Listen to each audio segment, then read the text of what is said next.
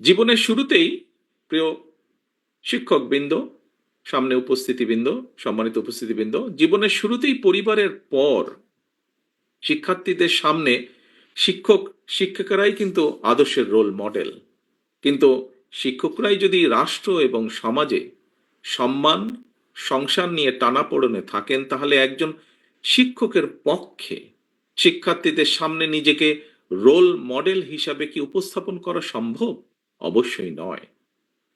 শিক্ষক শিক্ষিকারা যাতে শিক্ষার্থীদের সামনে আত্মবিশ্বাসের সঙ্গে নিজেকে একজন রোল মডেল হিসাবে উপস্থাপন করতে পারেন, সে ধরনের শিক্ষা ব্যবস্থা এবং শিক্ষার পরিবেশ তৈরি করতে রাষ্ট্র এবং সরকারকে অবশ্যই প্রয়োজনীয় উদ্যোগ গ্রহণ করতে হবে বা গ্রহণ করা প্রয়োজন।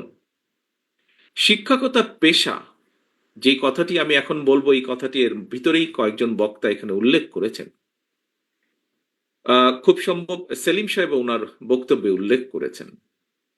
শিক্ষকতা পেশা কখনোই কিন্তু উপায়হীন বিকল্প কিংবা একটি সাধারণ চাকুরি নয়।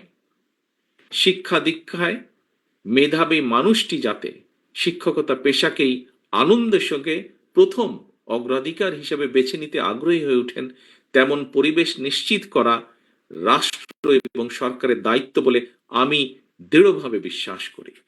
সুতরাং অর্থনৈতিক সচ্ছলতা, স্বাচ্ছন্দ্যময় এবং সম্মানজনক জীবনের নিশ্চয়তা প্রদানের মাধ্যমে বিশেষ করে প্রাথমিক এবং মাধ্যমিক পর্যায়ে স্কুল শিক্ষকের চাকরিকে আরো প্রতিযোগিতামূলক এবং আকর্ষণীয় করে গড়ে তোলা প্রয়োজন। শিক্ষকদের কাছে একজন আদর্শ শিক্ষক কেন গুরুত্বপূর্ণ?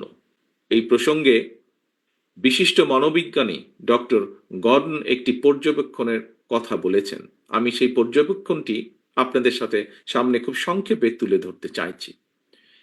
ডক্টর গর্ডন বলেছেন, শিশু